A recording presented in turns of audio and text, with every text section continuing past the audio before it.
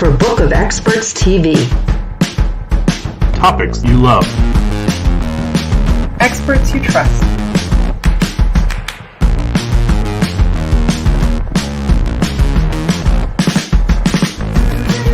Friction-free referrals. Tried, tested, Trusted. This is Book of Experts, brought to you by salesman.me.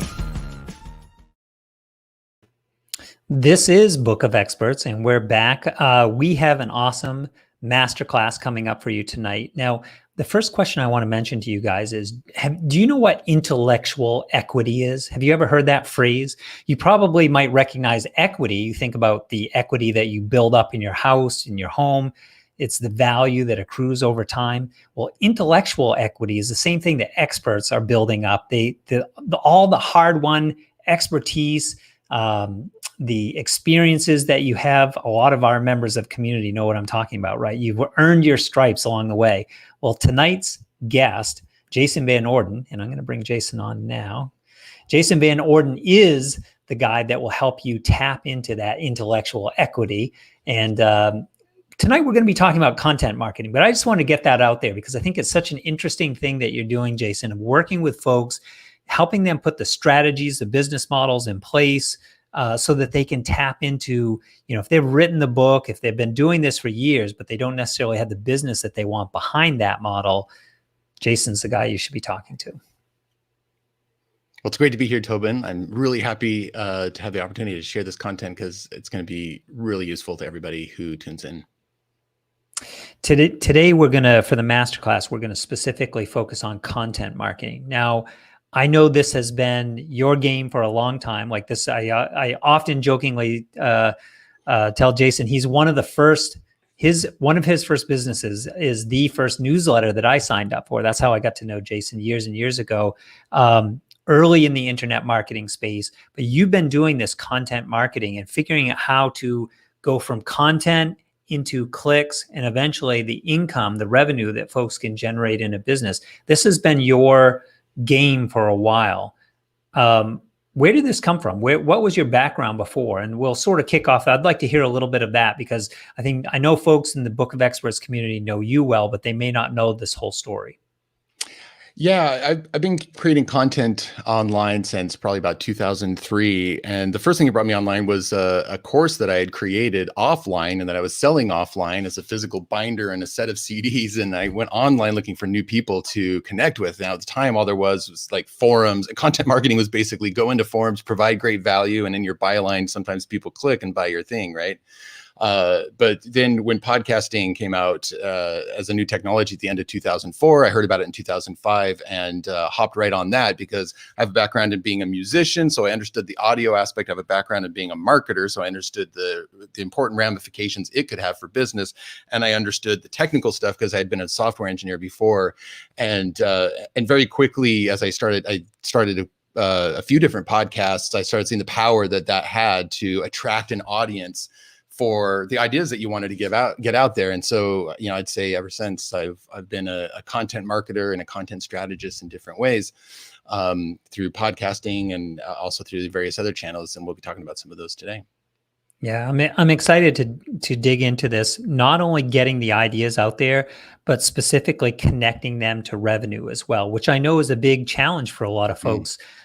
This is, it's at the essence of what you do on a day-to-day basis with the creating the growth strategies with your clients. What is the gap? Why is this such a hard problem, or why has this been a hard challenge for people? Why doesn't it just happen? You put great stuff out there, you build it. Why don't they come? Yeah, it really comes down to a question of strategy, and I like that we're talking about how we're going to be talking about content strategy this evening. And strategy is a question of how do you use your limited time, money, and other resources in order to then, what do you focus those things on in order to get the results that you want the most efficiently and get the greatest returns? Because content marketing, content channels a lot of them are free these days, right? But it's not free to create that content and make sure it gets published in the right ways and reaches the right people. And so where people usually end up having holes in their system and not realizing it, even though they're churning out content that's, might be great, if it just got in front of the right people, is they're not thinking about it strategically at the high level. And the fact that, as you zoom out from content, as you zoom out from, oh, I've got a podcast, or you zoom out from, hey, I'm on Instagram, or you zoom out from, I write articles regularly for my blog and LinkedIn and other places. It's really a question of creating a customer journey. And the purpose of a customer journey is to grab the attention of the right people that you are trying to attract, that you can serve the best, that your products and services and other things are geared for that audience. Once you've got their attention, having the time to earn their trust and resonate with them over time, and then eventually getting to where you inspire them to buy from you. And the content channels that you choose, as well as the formats that you put out through those channels, play a key role in creating that customer journey, which is like a path straight to buying your offers, and continually guiding people down that garden path to the point that they do buy from you, and reap the benefits of what it is that you have to offer. So that's one of the biggest holes, and we'll be talking about some of the other mistakes then that results when you aren't zooming all the way out and thinking strategically about your content. One of them being is that you feel like you're wasting a lot of time, because you're like, wow, I really put a lot of time into my stuff and I just don't get the results that I want. So hopefully we'll solve that for some people tonight. Yeah, solve that problem, and that feeling of I have to be everywhere. Like every day there's something new. It's Clubhouse, and then it's going to be the LinkedIn version of Clubhouse, and like all these different bright and shiny things. And it puts so much pressure on us to try to be everywhere at once and show up with quality, which is, if you have a team, I think you can do that. But if you're one person, or if you're even one member of a team and you're responsible for multiple channels, it can put a lot of pressure. I really have chosen to sort of focus on a couple that were really relevant and not try to be everywhere myself in the past, because it was overwhelming. It just felt like too much. Right. Well, part of strategy is definitely choosing the right channels for you and knowing how many channels you can maintain given the resources you have, and then continually coming up with workflows that allow you to get the most out of every piece of content that you create, so that, you create one really good piece of content, but it can allow you to show up in half a dozen or however many different places you might have identified that you want to be, but doing so in an efficient way, and also being very strategic about what those channels are. And so we'll talk about how to choose the channels, how to plug them together in the right way, how to find the ones that are best for you, and so forth. One of the things I love about this, you talked about the client journey. When you have folks who are showing up, in your Zoom call, for example, if that's where the sales happen, they show up in the Zoom call and they already have had their questions answered. They already know what you do. They know why you're unique and different in your space. They're excited to work with you. They've already, bought and drank the Kool-Aid, so to speak.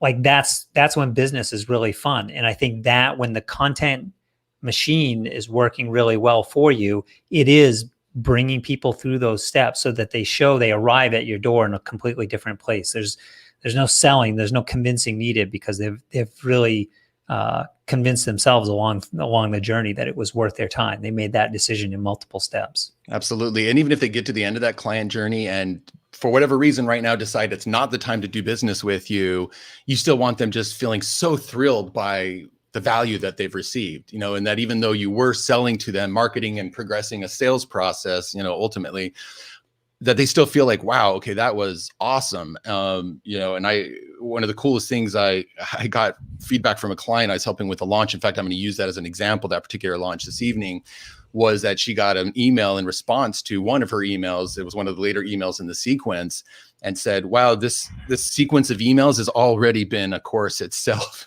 And like, I can only imagine how good the course itself is. And I just love hearing that, right? People were really resonating with, and that's the experience we want to create for people.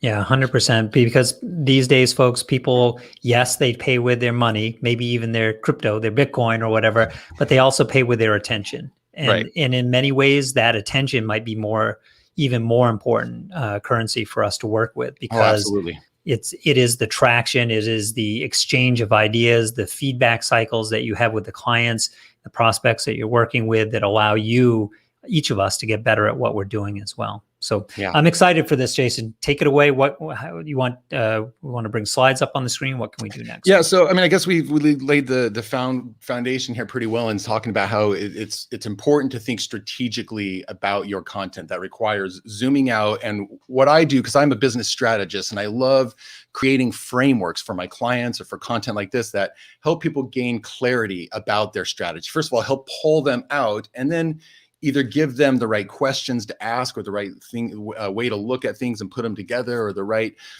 sequence of things to think through in order to arrive at what that strategies can be. So then you can zoom into, executing on that plan that you've put together. So that's what I'd like to help people to do.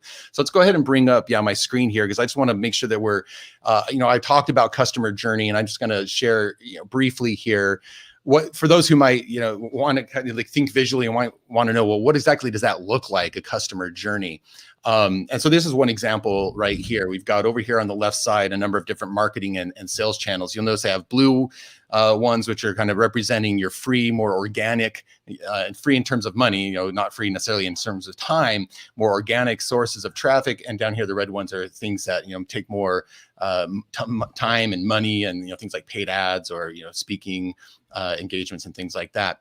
But we put these channels into place, and this is what we're talking about. You want to be very strategic about which channels you're using and how they work together to move people to the point where they're buying your product right here. So people, ultimately, we want to be getting them onto our email list, because that's still one of the most effective ways to get somebody to buy, is you can put a link right into their inbox when they're in a mindset that they might actually click and buy it. It's very hard to get somebody straight from social media to buy from you, right?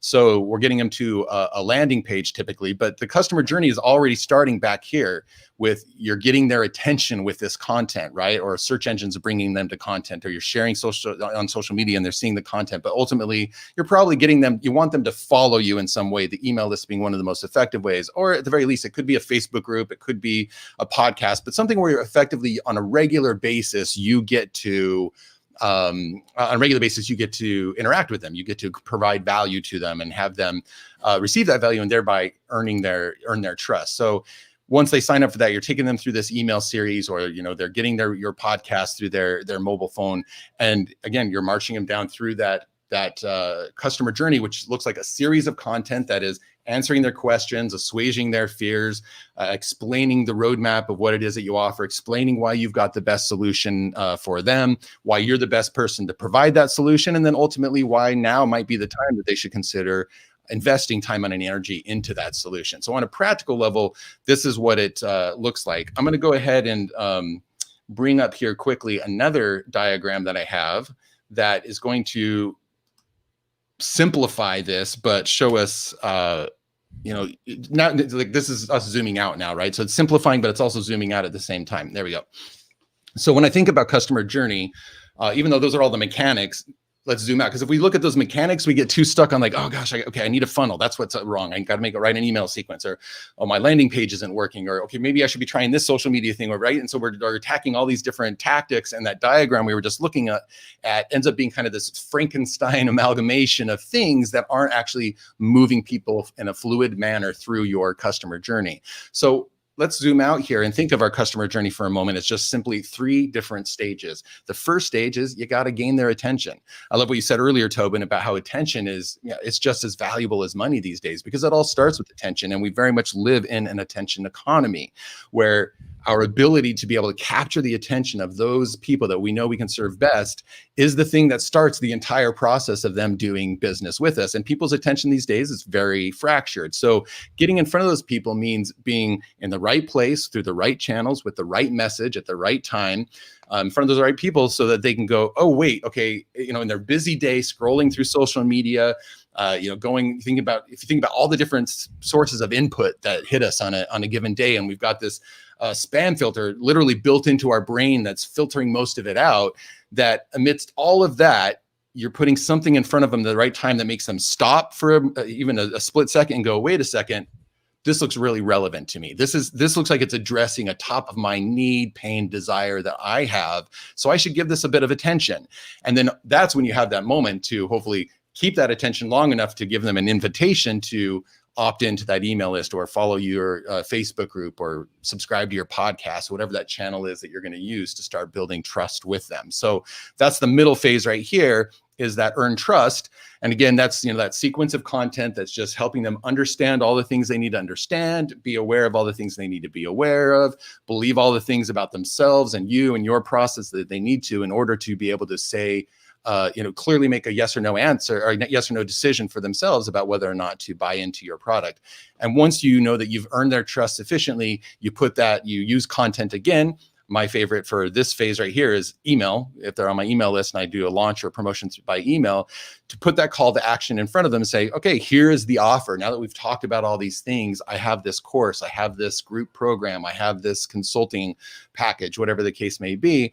And I'd like to give you an opportunity to enroll in this now. So think about these 3 phases right here is important for a few different reasons. Number one, I said that where people get themselves in trouble is not zooming out enough. And so what happens is their channels, they don't have the right channels in order to fulfill the purpose of each of these 3 phases right here. So let me give you an example of what I mean, because different channels and formats are better at different of these phases. And it's really important to know which types of channels operate best in each of these phases. So for instance, on the attention side, being a guest on people's podcasts, that's a good way to get the attention of new people. Facebook ads is going to be a good way. Speaking in front of people might be a good way, right? So there's all these things where you're getting in front of new people and you have an opportunity to put enough of a message in front of them. It might be a brief ad, it might be a 30-minute keynote, whatever the case may be, that they're like, whoa, okay, yeah, this is relevant to me. But then there's some channels that aren't going to be as good at gaining attention, right? Not that they completely fail at that, but for instance, podcasts. I mean, Tobin mentioned that I launched the first podcast about internet marketing and internet business, and we were very fortunate at the time to just kind of hit some timing right and have something that really resonated with people. And a lot of people, came looking for content in podcast format and found our show. These days, it's proliferated. There are a lot of podcasts out there. And unfortunately, some of the main ways that people discover podcasts like Spotify and iTunes, they pretty much put the spotlight on this top tier of, mainstream content or people who have very large followings. And so it's, very difficult to just put a podcast out there, put it in the directories and be like, yeah, my podcast is going to grow me an audience. So when I hear somebody saying, hey, I started a podcast to grow my audience, if that's the only thing you're doing to gain attention to people, well, you're probably got a big hole right here in the front end, because it's going to help with a little slice of this attention piece of your customer journey. But podcasting isn't as strong right now, unless you know how to re-syndicate that podcast in interesting ways and repurpose it through social media and get it into other places that it can get people's attention. Where does podcasting shine? And this isn't a pitch for podcasting. I'm just using this as an example. Podcasting, for instance, really shines on the earned trust. In fact, it's one of the best channels out there for earned trust, because somebody's just listening to you and your voice and while they're working out or taking their walk or doing the dishes and walking their dog, whatever the case may be. And I've had people listen to a podcast of mine and within a few weeks be spending $6,000 or more with me as a client because of that trust that gets earned through the podcast. Now, email can also do a great job through an email sequence. And other ones can be great at earned trust. I think, a format like, live streaming can be great at attention as well as earning trust. So the point I'm trying to make here is thinking about, okay, with my channel mix and the formats that I've chosen, do I have a complete customer journey in terms of these 3 phases right here? And so one of the best ways to make sure that you're doing that is, first of all, to make sure you've got your email list and are continually, as we saw in the diagram before, be building that email list, because email is still going to be one of the absolute best right here for inspiring them to buy. You can use Facebook ads at that point of inspiring them to buy, do some retargeting and things. You're not going to get cold leads off of Facebook ads, so that would only be retargeting Facebook ads that might work in this phase. But email is going to be still one of the absolute best ways to inspire people to buy. So are you in the right channels that actually do get you in front of the right people and gain their attention? Then do you have something that allows them to follow you over time here, email list, your podcast, whatever, earn their trust, and then eventually gets them into that email list so that you can kind of do that last push towards, okay, now it's time to consider whether or not you're going to, take me up on this offer. Now, of course, if they say no, well, they just go right back into earn trust, and hopefully they stick around until the time is right. But that's one of the things I want to point out first, is just thinking about your marketing mix and making sure that you've got something that operates well in each of these three phases right there. Because when people come to me and say, my content's not delivering the results that I want, one of the first things I look at is this framework right here and how they're connecting the things together to see if there are holes anywhere. And often, like, there might be a hole here, either in the channels they're using for attention or the messaging that you're using to gain attention. And we'll talk about that here, the messaging piece in a bit as well. So keep this in mind as we move forward, these three phases: gain attention, earn trust, and inspire action. One of the other things here that I want to point out about these three phases right here is that you can have more than one channel, that can fulfill, I'm not saying that, your email list just does the inspire action piece, right? But it is, one of the most effective at that. So keep that in mind. I'm not saying that's as a silo where a particular channel just occupies that one piece of the puzzle, but a complete customer journey is going to move people through all three of these phases.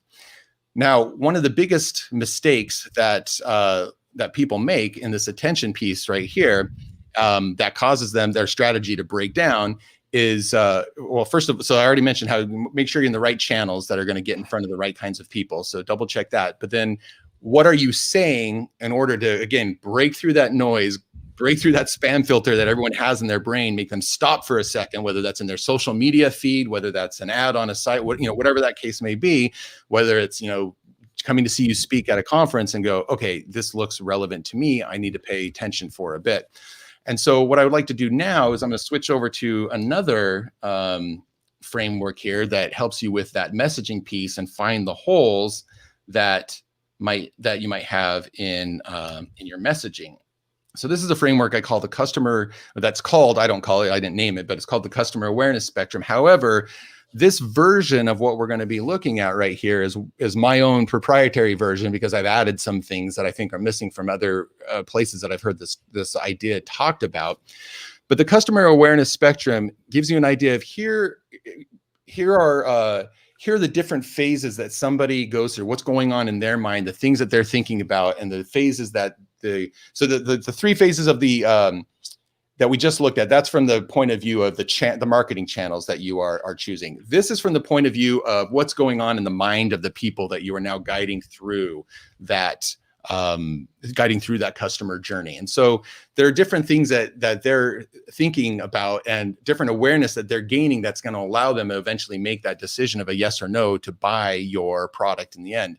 So I just want to go through these because this is really handy for letting you know what kind of content you need to make at each piece, at each point in that each touch point in your customer journey to make sure that you are speaking to where that person is at.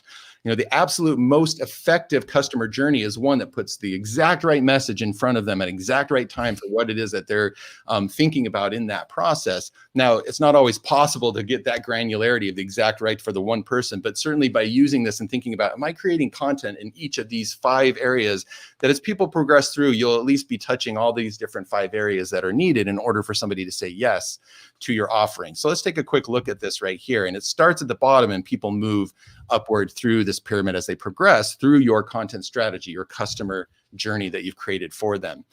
At the pain aware stage, this is where you're gaining their attention. So if you think about where we're just talking about the attention phase, usually it's pain awareness that is where you're going to grab that attention. So here's the analogy I like to use as we talk about this framework right here.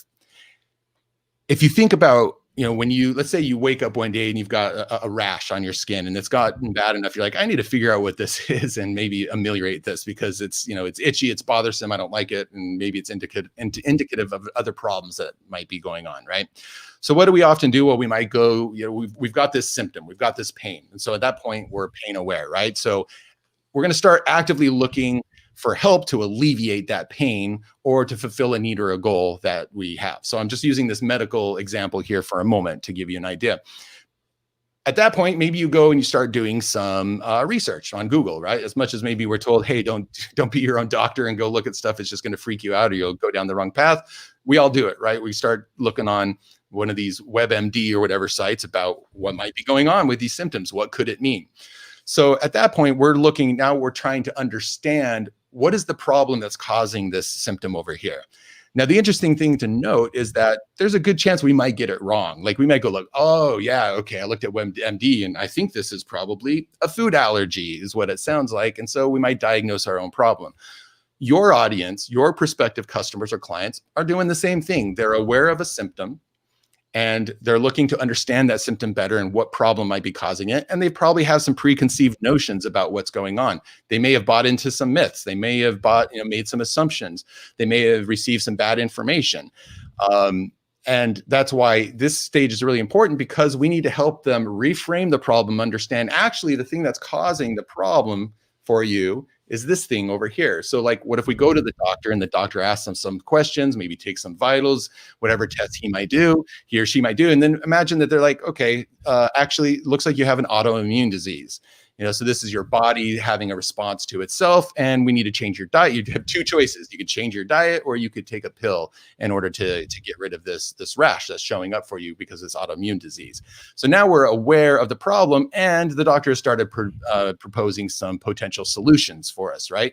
So at this stage, the customer starts going, okay, I see your proposed solution and we want to help them understand that your proposed solution is the best one.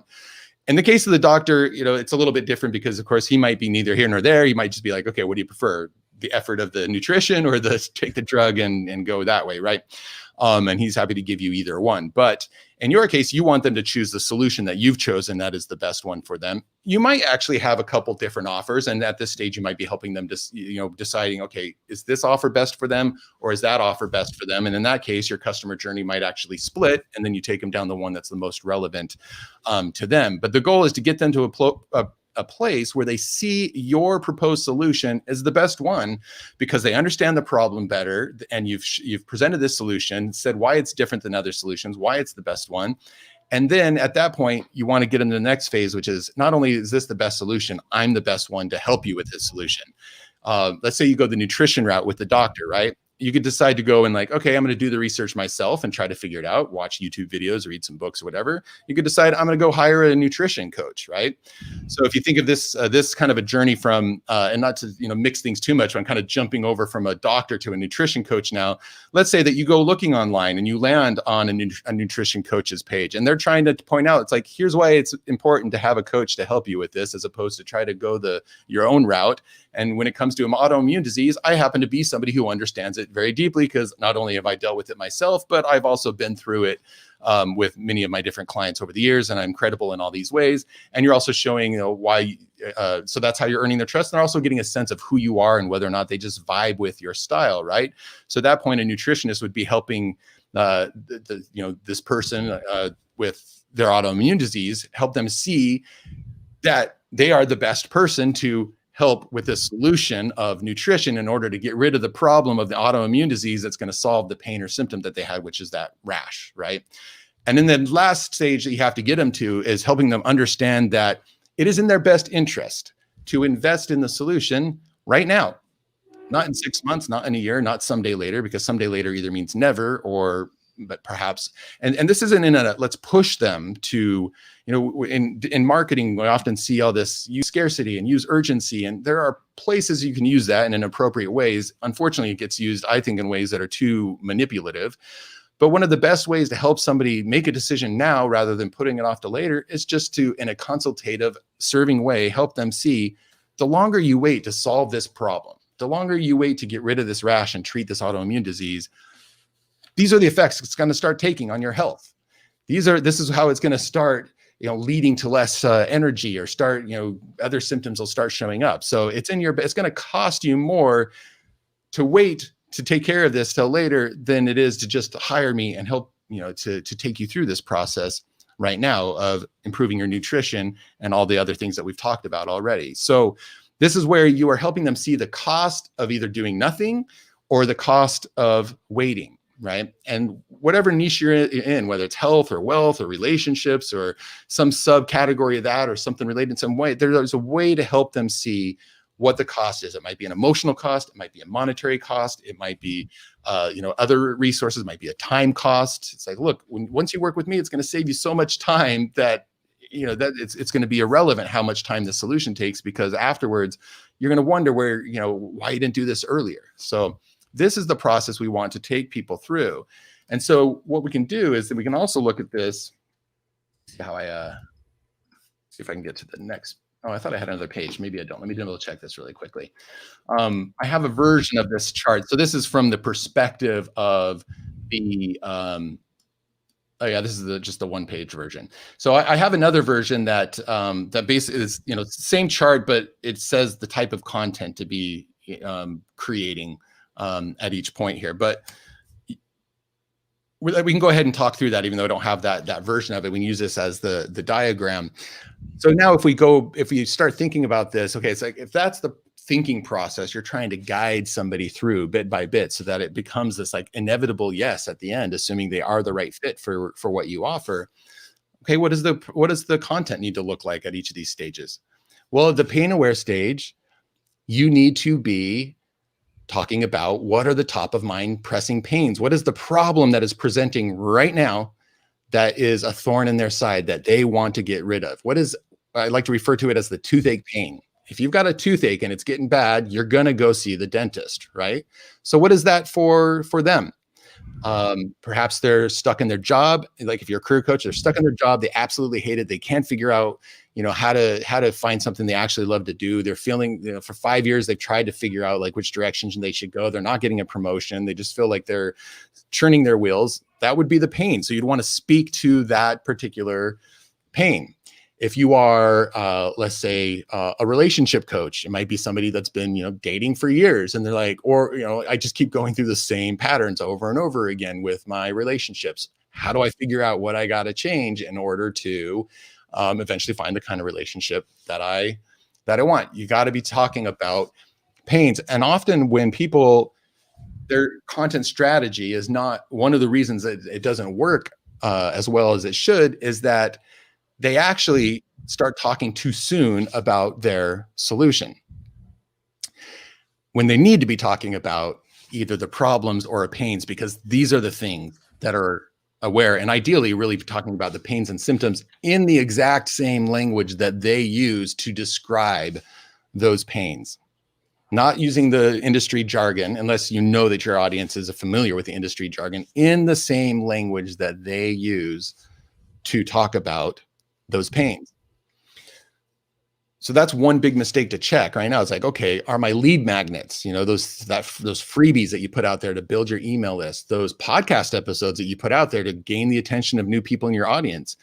Do your podcast episodes focus enough down here? Are the titles of those episodes, the subjects of those episodes, addressing top of mind problems and pains that your ideal person will immediately say, yes, I need to check this out? Because they might not know anything about your solution yet, right? They might not know that, for instance, I had a client that was in hypnobirthing practitioner. This is the type of birthing class you take because you have a very specific type of birth you want to have. And this is a way of using your own body and mental awareness in order to have hopefully a drug-free birth, right? Well, there are probably plenty of pregnant parents out there that would love to have that kind of birth, but have no idea what hypnobirthing is, right? So we needed to create, when I looked at her strategy, we needed to create content that spoke to, more natural birth. A lot of people who are into home birth, could be interested in home birthing, right? So content about having a home birth, for instance, or just generally content about how to plan for when you finally have your, what kind of birth you want and what you don't know that you don't know. Meet them here, but then start guiding them as you help them understand, here are the problems that show up that end up making it, the problems that show up. Why is it that we end up with so many, births that are C-sections? And why do we end up with so many births? All the things that they want to avoid. You're explaining these problems and saying, we can bypass this stuff by going this direction and planning for your birth in a different way. And now you've got their attention if they are an audience that had that pain of, I want to avoid going to the hospital and just ending up having a C-section. That is not the kind of birth experience I want. And then you can say, great, I've got this solution called hypnobirthing, right? So double check your strategy and make sure you're not talking about your solution too early. Now I'll just say a caveat. There are some cases where the solution you can lead with up front, okay? Let's think about something like the paleo lifestyle, right? And there are a number of different reasons that people go with the paleo lifestyle. 15 years ago, not many people had heard about paleo lifestyle. So if you're like out there, like, I'm a paleo coach, people would like just pass your content right by and be like, okay, like, good for you, right? But if you talk about, some of the reasons, some of the pain points, some of the goals that people have that paleo can help them do, you're going to grab their attention. However, now these days, enough people know about paleo as a solution. So now it's more, you might be able to talk about paleo up front, but they probably have a pain related. So they might have decided, yes, paleo is a solution for me. But now what you want to identify is, okay, why is it not working for you yet? Or what are the pain points related to it? Maybe they thought, oh, well, last time I tried to do it, I read a book, and then I don't know, I just ended up spending so much money on like meat and bacon and all these things, and it was just expensive. I didn't know, right? Or it was just hard. Like, I didn't know, I just found myself eating grains. I just crave grain. So you figure out, well, what are those pains that are keeping them from implementing the solution? And again, you're coming right back here and you're talking about pain. So this is all about having a deep understanding and empathy for your audience and where they are at, as they're out there thinking about these pains, these problems, as they're talking about them, as they're looking online and talking to people for support, for connection, for a new understanding, for new opportunities and possibilities when it comes to solving this pain or achieving this goal that is still eluding them right now. I've been talking a lot. I want to pause for a second and see if you have anything to add to this, Tobin. Yeah. So first of all, Jason, we're getting some great folks are saying, I love the map, seeing this laid out this way. I think the where the questions are going is really in the direction of, you've already started to answer it. What kind of content is going to match up with these 5 different stages? I also want to, it seems like, and I just want to check in with you on this, that in the content marketing space, one of the most attractive pieces is that in this client customer journey, we, when we're traveling this pathway, we get to choose. We're opting in at each, it's permission based because we choose, we can eject at any point as we're going through this, in this case, a pyramid, right. We're gathering information, we're educating ourselves, we're choosing to move forward. And if we run into information or these are not ideas that I agree with, or this person doesn't seem like they're the right solution provider for me, we can eject ourselves from the process. The reason why I'm bringing this up, because I think this is the ace card for content in a world where there's a lot of interruption marketing and a lot of, we see this on LinkedIn every day with this sort of salesy approach where people are really trying to aggressively push into your inbox. Hey, nice to meet you. This is who I am. This is what I do. This is, let's schedule some time. And it's like, my head is spinning on this. Yeah. But with content, we feel like we're back in the driver's seat. We get to choose, are we going to turn right? Or are we going to turn left? We're going to go straight ahead. I think that is the big attractive piece here. Right.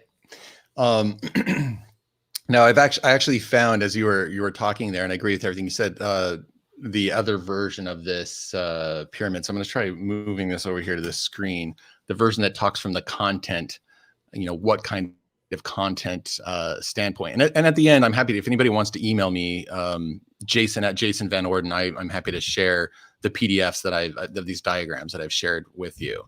So Jason at Jason Van Orden will help you to get that. So this is actually going to be a Canva because apparently the PDF I have on my desktop only has the first page. So, but it'll do the job. So let me just get this maximized for everybody. So hopefully you can see it. And close this over here. See if we can. Okay, so hopefully that, and again, feel free to ask me for the PDF. This is starting to talk about, okay, well, what kind of content? So I kind of touched on this pain aware stuff. This is where your content needs to talk about solving that pain or symptom, and needs to empathize with that pain. It's like, especially if you're often, when we are out there as a coach, a consultant, a facilitator, whatever, helping people with the problems, so often it's because we've had that issue in the past and now we want to help other people with it, right?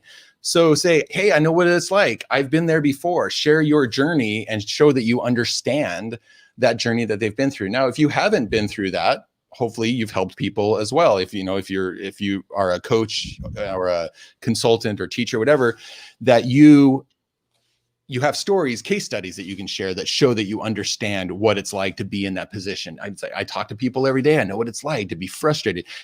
For instance, if I were talking about this masterclass, it'd be like, I know what it's like to put content out there and spend so much time and then wonder, like, why is it not getting me the sales and leads that I want, right? I would go into more detail than that, but that would be a great piece of content at this point right here.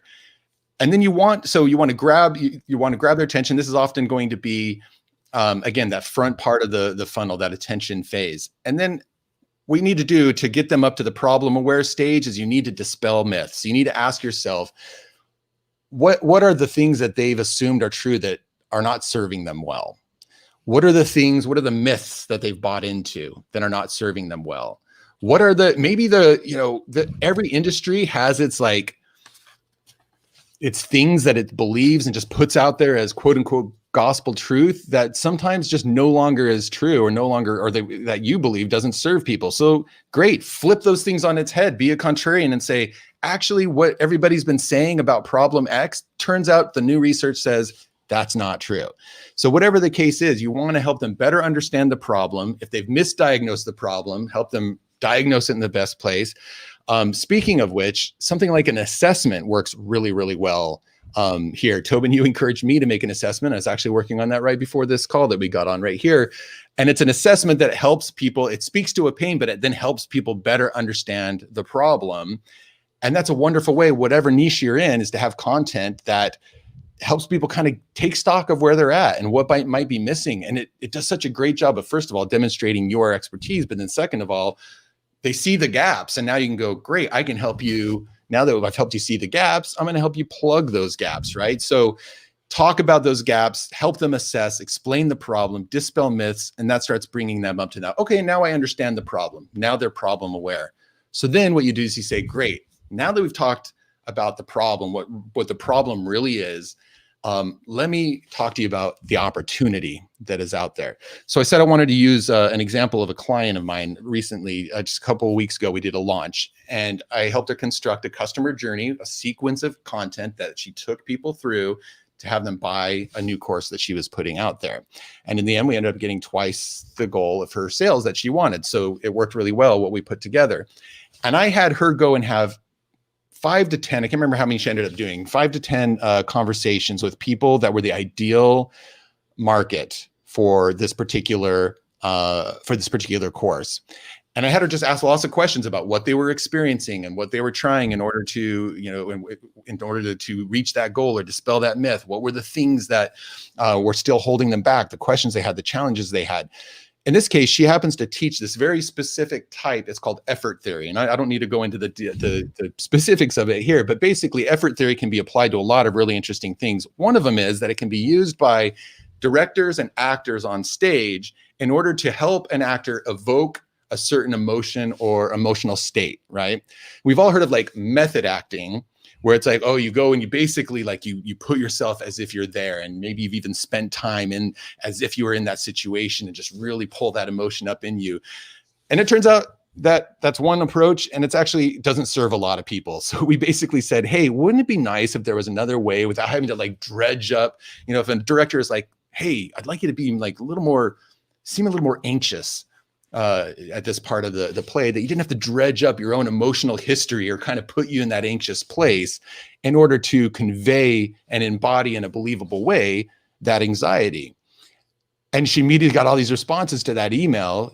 Basically she was laying that out. It's like, and she was talking about an experience where she was in that situation. It's just like that the usual ways that sometimes directors use to get this stuff out of actors is just not helpful and actually problematic sometimes. So she said, what if there was a better way? So she pointed out this pain point, said, look, there's a different way.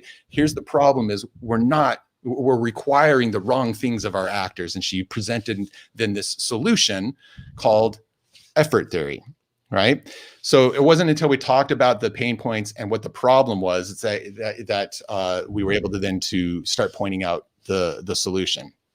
So once then you say, so there's an opportunity, there's a potential solution to this that I'd like to explain to you. So at that point, we shared a case study. She had been directing on stage Macbeth, believe it or not, through COVID via Zoom, this 2-person show, Macbeth, and the 2 people were playing multiple roles. And so, and at one point there's the famous scene where you got Macbeth and Lady Macbeth, and Lady Macbeth over this short span of time goes through all of the, at least the way they were playing it, goes through all these emotional states, almost like she's a little bit schizophrenic, right? Not an easy thing to act. So in that email, I had her spell out, well, how did you use effort theory? Give an example, explain a little bit of what it was, and give an example of how she used it in that moment to create this emotion in Lady Macbeth that arrived at the embodiment of that character that they wanted for that moment. And again, people loved it. They're like, that's awesome. Like this, I never heard of like this approach to things. So we were starting to lay out the solution for them. So at this, as we're making them solution aware, we're presenting this opportunity, this solution, we're building credibility. In this case, we used a case study to build credibility, how she had used it in her own practice. You can offer proof. This is where case studies are proof. You can use statistics, you can use research, you can use testimonials, things like that, right? And you're trying to cultivate trust and likability at the same time. So for just one moment, I'm going to sidestep from this pyramid and talk about how there's a through line here that is extremely important. So I've talked about how important it is down here to have relevance. The pain awareness is about having relevance. So it stops them in their tracks and goes, oh my gosh, this is relevant to me because it addresses a top pain. You also want another R word, which is resonance. Resonance is the thing that makes all the difference. If you're one of those people who's like, how do I break through the noise? How do I, okay, Jason, you're saying I need to show how I'm different from somebody else. How do I do that when it seems like there are hundreds of people out there saying the same things as me? There are like so many executive coaches out there, or so many different relationship coaches out there. Why is anybody going to choose to go through my customer journey or pay attention to what I have versus anybody else? And one of the big answers to that is resonance. And by resonance, I mean that they like who you are. Trust is made up of credibility and likability. And sometimes we get so hung up on credibility, we forget to paint the picture of likability. So what does that mean? Well, that's telling stories, that's sharing your values, your reasons why for doing things. It's showing, if you happen to be somebody who, likes to use humor, you use that humor. It's just allowing yourself to authentically infuse into the content. So as they're going through this, you're not just, helping in this very pragmatic way and teaching them things, but they're also getting to know you. And that as they get to the end of this, they're starting to think, wow, I really like how you make me think. I like how you think, and I like how you make me think. And I like how you make me feel as I'm going through this stuff, or I like how you empathize with what I'm going through. So that's the cultivating trust and likability part, is really leaning into that in your content. And then also show why your approach is unique. And we didn't have to work very hard for the effort theory because a lot of people hadn't heard of it, or if they'd heard of it, they're like, yeah, I've heard of this and I've just never had an opportunity to learn it, right? In some cases, you might need to say, yeah, you know what? I've got this other approach. Maybe you teach people to invest in cryptocurrency and you've got this unique mathematic approach that you think is better than what else is out there. It's like, great. Show why that is, tell a story, share some proof, show why your solution is better than other options they might have out there. They might not be price shopping against other people, but they might be deciding whether or not to do it themselves, do nothing at all, right? You need to show why your approach is the unique and best solution for them. So once you've done that, then it's time to help them understand that you awareness. And this is also where resonance comes in. If you've done resonance right through these 3 stages, by the time you get through pain aware, problem aware, solution aware, they're probably already you aware. They're probably starting to think, yeah, if I do this, this is the person I want to help me with this. So, by telling your own story of why, one thing I love to do in launch content is to have somebody tell a story of how they discovered their approach and their methodology, why this became the thing that they now are out there saying, this is the best way. This is I went out into the desert and I've met Obi-Wan and he gave me the Force, and now I'm back here to share it with you so you can be the own hero in your story, right? So telling that story about how you came, so there's lots of different ways to help people resonate with you and in the end go like, yeah, you know what? I want to work with you. And then at that point, when it comes to the, those final emails of the sequence or that, you're in the promotion and now the deadline is ending, or you just want, maybe you don't have a deadline, but you're just like, okay, it's time to make a decision. The final thing here, so they're at you awareness, and in order to get them up to now awareness, you help them understand why it's better for them to take action now rather than wait until quote unquote someday later. Like I said, that could be never actually. And that's simply going back to help them see the cost of doing nothing, the cost of going the do-it-yourself route, or the cost of, whatever other alternative they might choose, and show them it's like, look, the time, money, and energy you would focus on this solution in the end is going to gain you so much, it becomes a no-brainer to say yes now.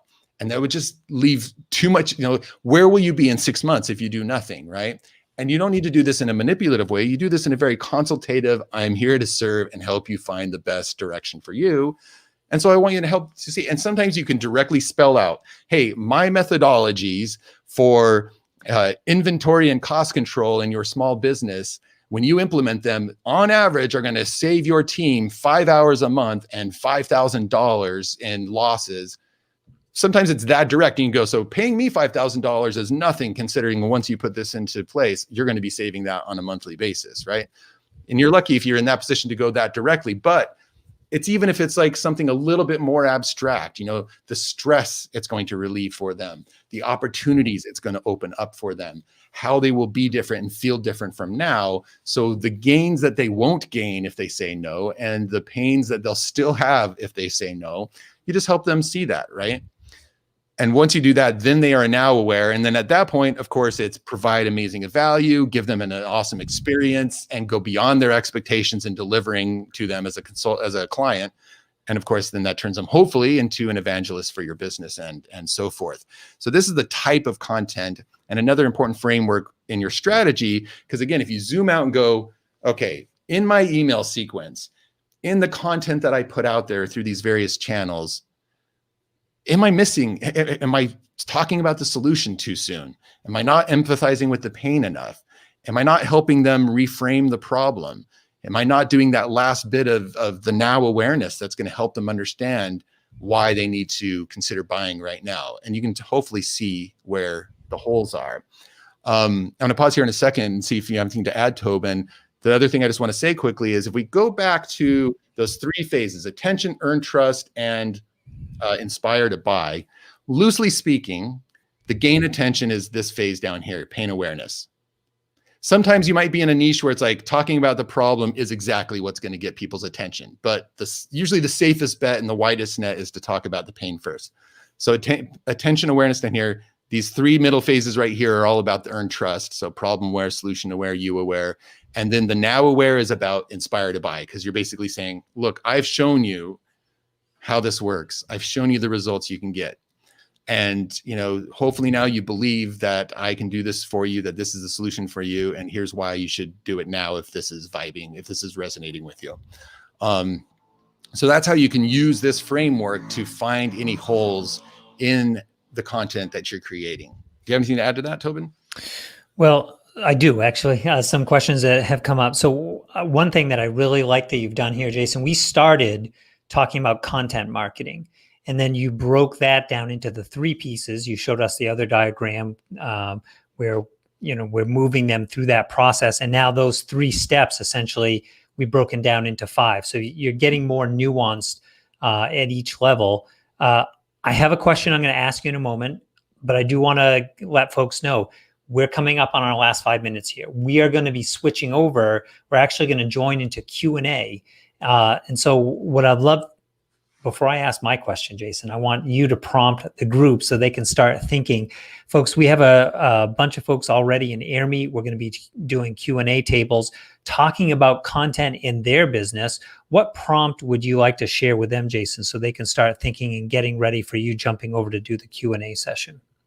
The prompt that I would give is using these frameworks. So either that 3-piece framework, which is the one that I use for thinking about which channels and do I have the right channels in each of those 3 phases to make a complete journey.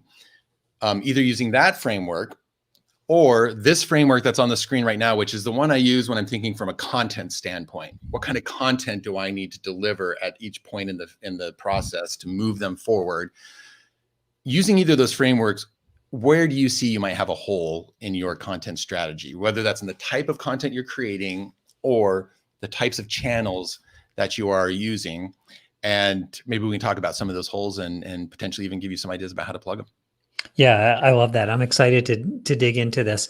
The question I'm eager to hear more about, Jason, is you mentioned a couple times the use of case studies and where that fits into this content ladder. Do you have a feeling? It seemed like there are a couple different points where they could potentially fit. How do you leverage case studies in your approach to content marketing? Well, this brings up a really good point, is that even though, I've presented these as frameworks that, kind of move in kind of a linear path, the truth of the matter is that sometimes things do cross over, right? So a podcast is great at earning trust, but it might also get me some attention, right? Podcasts are horrible at inspiring people to buy, so don't even go there, right? So, but that a channel could actually play a role in multiple parts. And it's the same with types of content here as well. You could present a case study that like, let's say that you're using a case study as a freebie, right? And so you're saying, hey, do you have this pain? I've got a case study that'll show you a fantastic new way of how to solve that pain without doing this thing that you don't want to do. And even if you're worried about this thing over here, so come opt in if you'd like to get this sucker, right? So it's like the promise of that case study, but really it's how it relates to that pain that gets their attention. But then in reading the case study, you can say, yeah, so I was working with this client and they were here when everything started out, and you're painting that picture and they're going, oh my God, yeah, that is me. That's where I was too. So you're showing this real understanding and empathy for where the person's at. Then you're going, so they were worried about this and they were assuming that. And so I helped them see that really this is what was needed. Right. And so the case study itself can like move somebody through a bunch of all of these phases, really. So, reframe the problem, then say, so then what we decided, so they were trying this and that didn't work. And then they did this and that didn't work. And the person who's reading it is going like, yeah, I've tried those things and it was frustrating too. And then you're like, so then I said, okay, I've got this solution for you. And here's what we did, and you started. So now you're painting the roadmap. You're saying we did this and then we did that and we got rid of this thing they were trying to do. And then we plugged these holes and we fixed that, or we did an assessment and that's presenting the solution. And then you're painting the results at the end saying, and then afterwards, they were healthy and wealthy and wise and whatever the fantastic things that they wanted. Right. And so that's giving that proof of the solution. And hopefully you're dropping in there some reasons why that was the solution that you chose for them. And therefore giving the reader reasons why that's a good, unique solution for them. And again, if you've shared that case study in a way that also demonstrates your personality, your expertise, who you are, what you value, how you interface with clients, because you're telling a case study about interfacing with a client, for instance, well, that's probably going to help them with you awareness as well. So the truth is, a single piece of content, like a webinar, for instance, one reason why webinars are really great is that you can get people to show up and give you, half hour, 45 minutes, an hour, and you can actually take them through all of these phases in one webinar. A case study could take them through all these phases, or it's maybe a lead magnet and then a sequence of emails that gets them through that phases, or they're on your email list because they were pain aware and now they're like listening to your podcast and getting your content. And over time, it's just kind of this, but finally they're like, I need to get serious about this. And so, you've got a campaign that runs, and then it really finally gets them to move the rest of the way through this, this pyramid here. But that's how content can actually cover multiple places at the same time. My takeaway from this session, Jason, is going to be that your content has to be designed to take people on that journey. You've got to move them. You've got to move them in there. You've mentioned several different types, vehicles that could help make this journey with and for them. But ultimately, you have to take them. And in the case of your diagram on the screen, It could be climbing the mountain, literally Right. going to the Yeah, top of the right. pyramid here. But you've got to move them in the process. And if you don't move them, you're going to lose them along the way. So, And we've talked about which channels you're using, which formats you're using, which is that first diagram to move them through, and what messaging you're using, which is this diagram. And the holes are somewhere in those three: the channels, the formats, or the messaging, right? And if you're not getting the results you want, you got to zoom out, see where the holes are in those three areas, and then you start plugging those holes. folks, that's what we're going to do next. We're going to jump over to the Q&A tables. We're going to have a talk. We're going to have a conversation about where do you think the holes are in your business and what could you do to plug some of those holes on the content side of things. Jason's going to be joining us there. I will put the link one more time. This is your last chance to join us over in AirMeet. I'm going to put it in the comments if you want to join us there. We're using AirMeet because basically we have a table. You'll see when you log in, it's like you've got a bird's eye view. You look down on the table, you'll see that there are chairs. You click into one and you're all of a sudden you're going to be at one of these tables with Jason, so we can talk a little bit more about your business, what you're doing in the business. Hope you'll join us there. Jason, this has been great. Appreciate you doing the live stream portion of this. We'll go to the Q&A now. And let me just wrap up. Any last thoughts on your end, Jason, before we close? No, just it's been my pleasure. Thanks for having me, Tobin. I look forward to chatting with everybody in the AirMeet tables. Yeah, I'm excited for this as well. It's right up my alley. So excited to dig deeper. Thanks, everyone, and we'll see you at the Q&A tables.